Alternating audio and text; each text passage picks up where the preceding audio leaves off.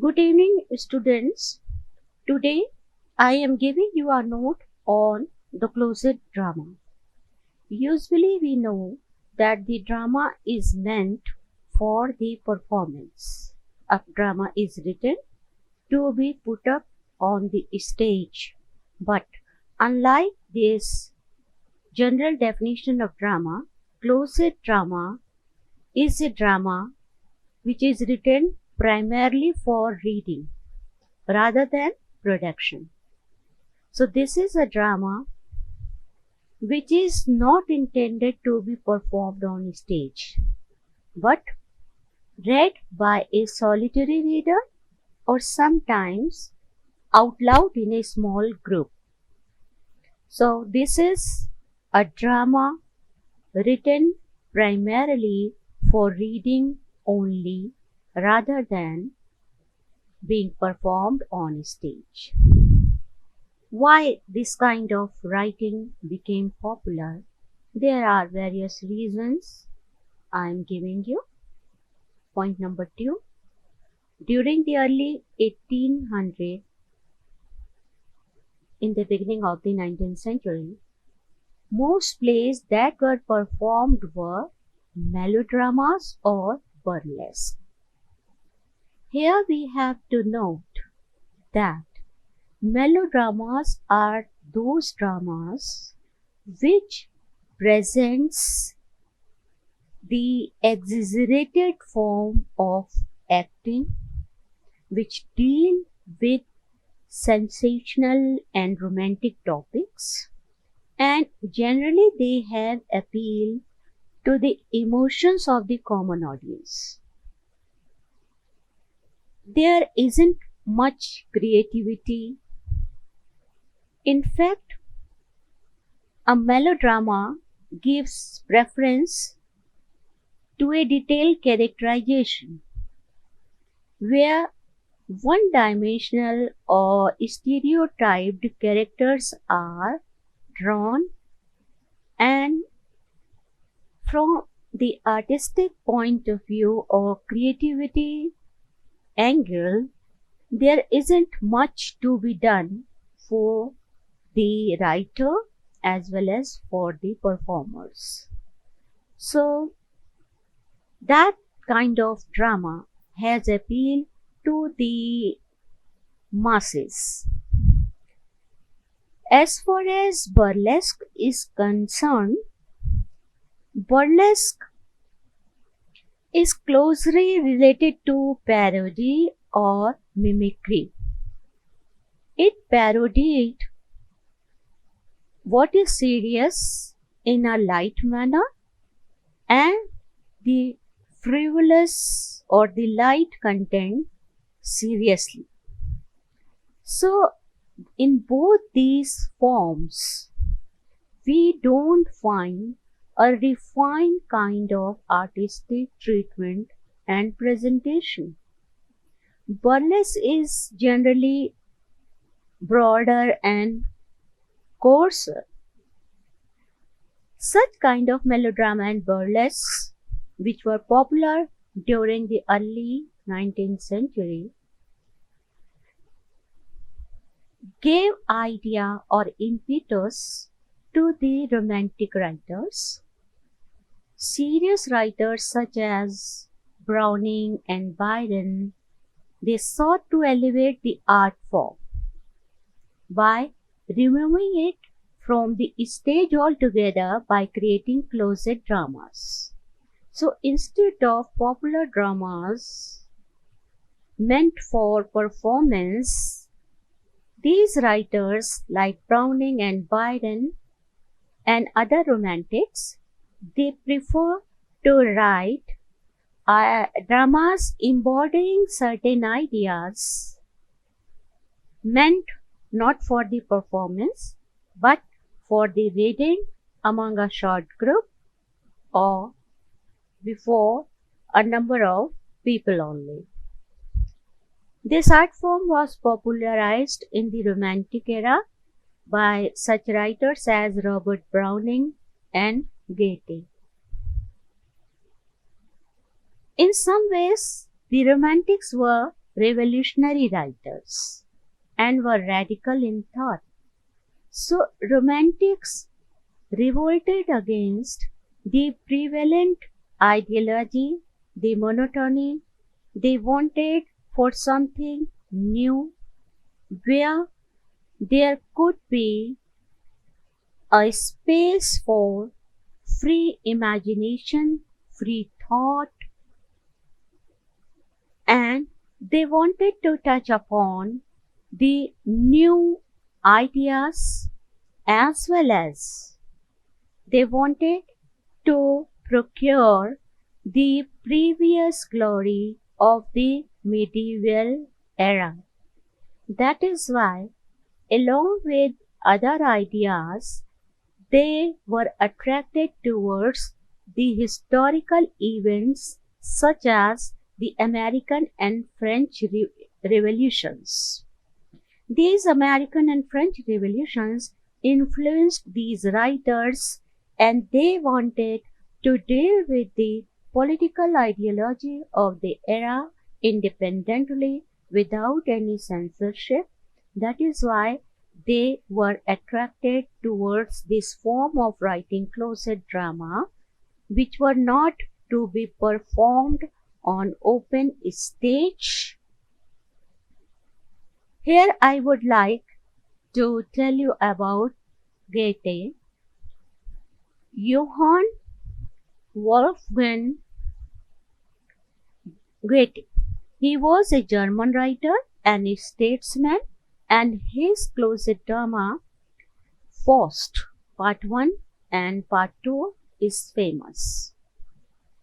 Regarding this French Revolution, you might be knowing that during this period of revolution which began in 1789 and ended in the late 1790s, the people overthrew the monarchy and took control of the government.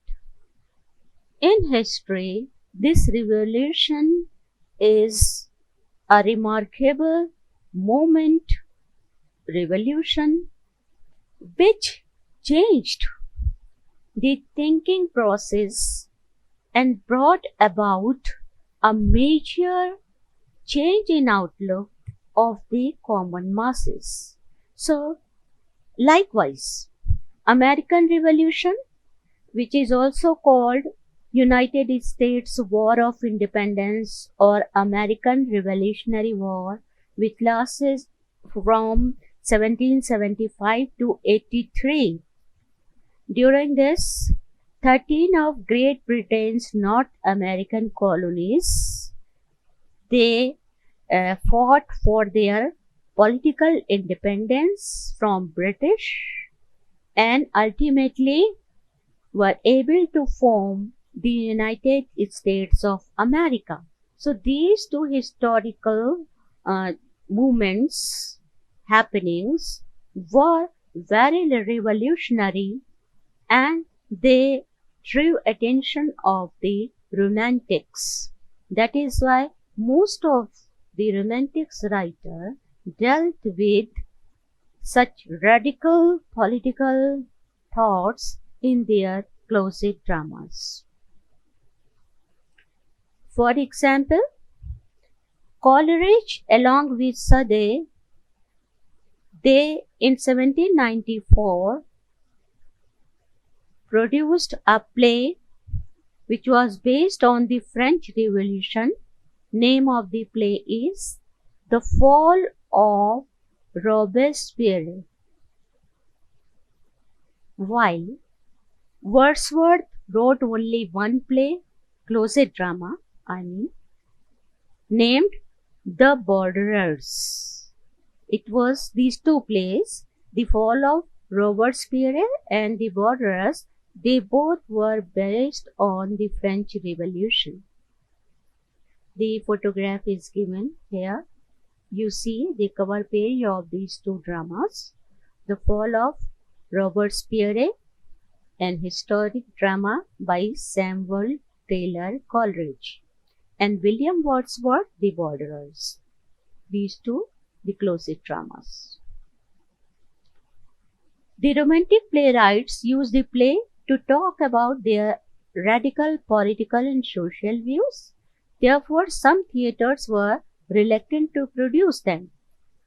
So, you see that such ideology, radical political social views, revolutionary ideas, which were not possible to be produced on the stage and open to the public, that is why such kind of plays could be read in the confined wall, and within that confined space, with the intellectual people, contemplation or discussion could happen. So it was related with the third process more than viewing. Point number 7. Closet dramas were published in manuscript forms. They were handwritten, including dramatis personae. The characters were given and elaborate stage directions were also mentioned. So with these character description and stage direction, it helped the reader to imagine the text as if it was being performed. So the purpose was not a physical performance on the stage, but as we understand that this imagination and freedom of expression, free spirit of imagination, this is the central tenets of romantic revival. So that is why these romantic writers looked for this work of imagination for the reader's perception.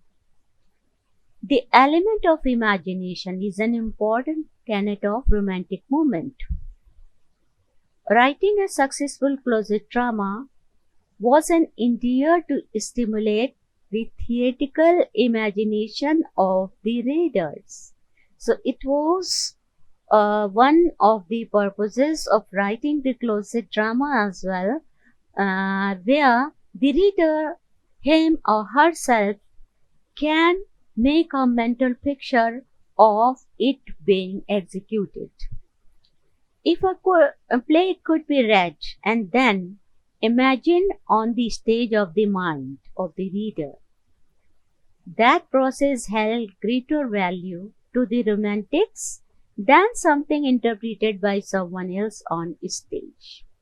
So this concept of imagination, thinking, fantasy, this was also one of the aspects of writing the closet drama, where a thoughtful, a sensitive reader was given the task of making his own visuals or visualization of presentation of this drama in his mind, and the reader can create his own version. Further, we see another motivating factor for creating closet drama was the monopoly that the two most popular theatres in England, Drury Lane and Covent Garden. These two theatres, they had this monopoly that they held over everyone else at that time. A licensing act was passed from 1737 to 1843, which stated that the only plays produced between September through June had to be performed at one of the two theatres.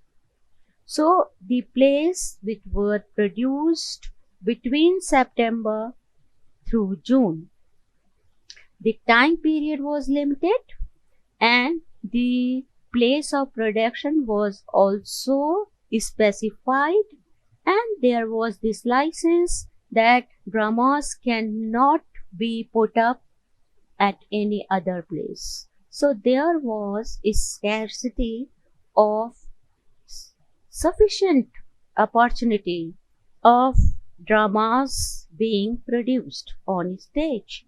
That was also one cause for the propagation of closet dramas. Between 1642 and 1660, this is the period during which the English government banned public performance of the drama. Drama was banned between 1642 and 1660. That is why the play reading became a substitute for play going. And many writers, they turned towards closet play writing, like Thomas Killigrew. He is an example of a stage playwright who turned to closet drama when his plays could no longer be produced during this period. He was in exile from England during the Civil English War, and he could write the closet drama only during this period. So these political and you see policies and acts, they created an atmosphere where most of the writers turned towards writing the closet dramas. Historically, playwrights might choose the genre to closet dramatic writing to avoid censorship.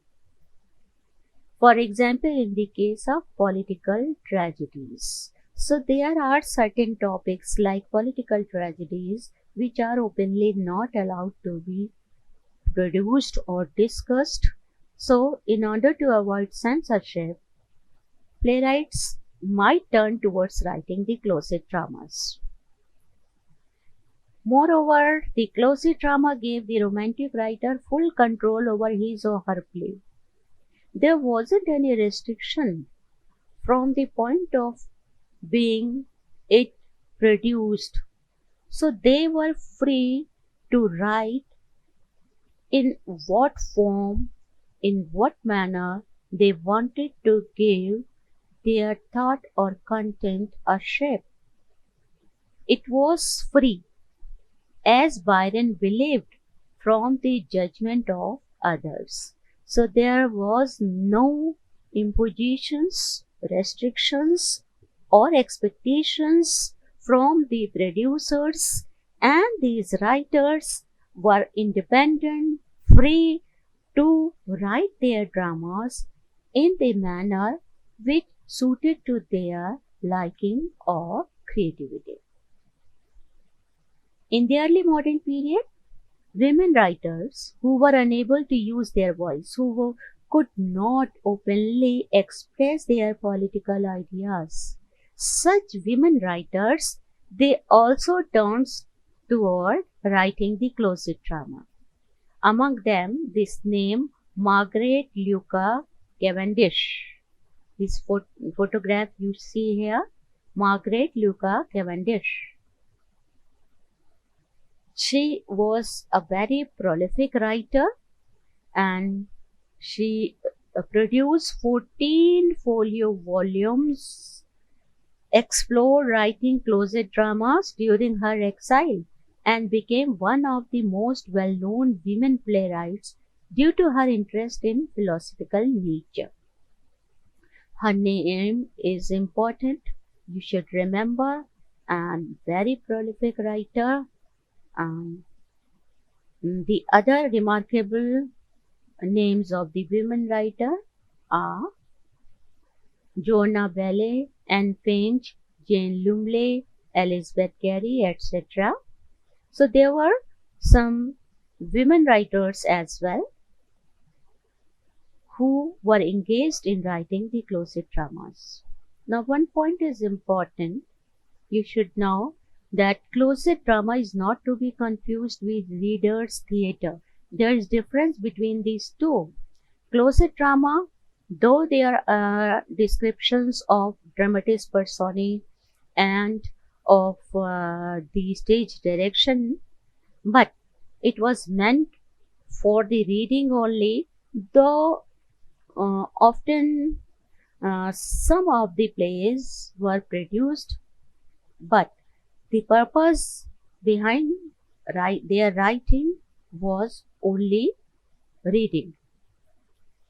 So, but in readers' theatre, actors read or recite without decor before an audience. So there is difference in closet drama and readers' theatre.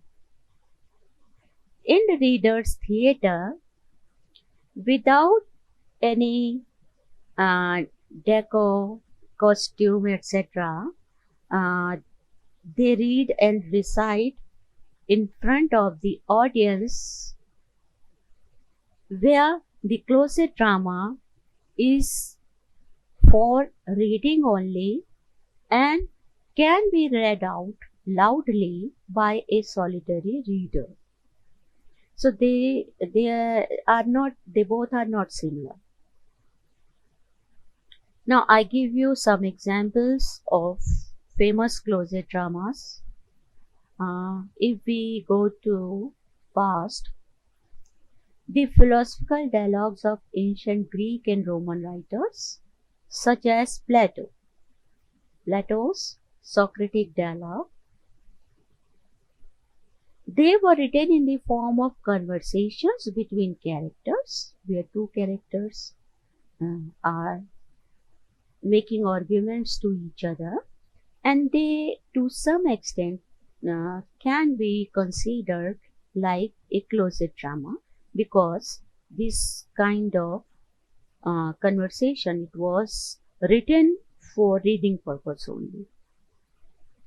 Many of their feature little action, philosophical ideas, they all contributed to be considered as a closet drama. And in modern drama, this John Milton's play Samson Agonistes, which was written in 1671, is an important example of early modern closet dramas, and this was never intended for the stage, and it was published with John Milton's Paradise Regained. In this cover you see that in Paradise Regained, a poem, in this volume the Samson Agonistes is included. Samson Agonistes comes from Greek, and which means Samson the champion. It is a tragic closet drama by John Milton. It appeared with the publication of Milton's Paradise Regained in 1671. As the title page of that volume states, this you see. Yes. Next to John Milton is important closet drama Thomas Hardy's The Dynasts in 3 parts. You see the cover here, The World at War, The Dynasts by Thomas Hardy. Next, I gave you the name of Goethe, Johann Wolfgang Goethe. His play, this Faust Part 1 and Part 2. It is among the most acclaimed pieces in the history of German literature. Next comes these 2 examples of P.B. Shelley and Lord Byron. Their work is, you see, Prometheus Unbound by P.B. Shelley, a closet drama, and Lord Byron's Manfred. These were some examples of famous closet dramas you should know. And now there comes this exercise I'm giving you some questions. You please go through them, solve them. Answers are also given, but I would advise first to attempt them, then tell your answers. I hope that this will help you understand the closet drama. That's all for this lecture today. Thank you.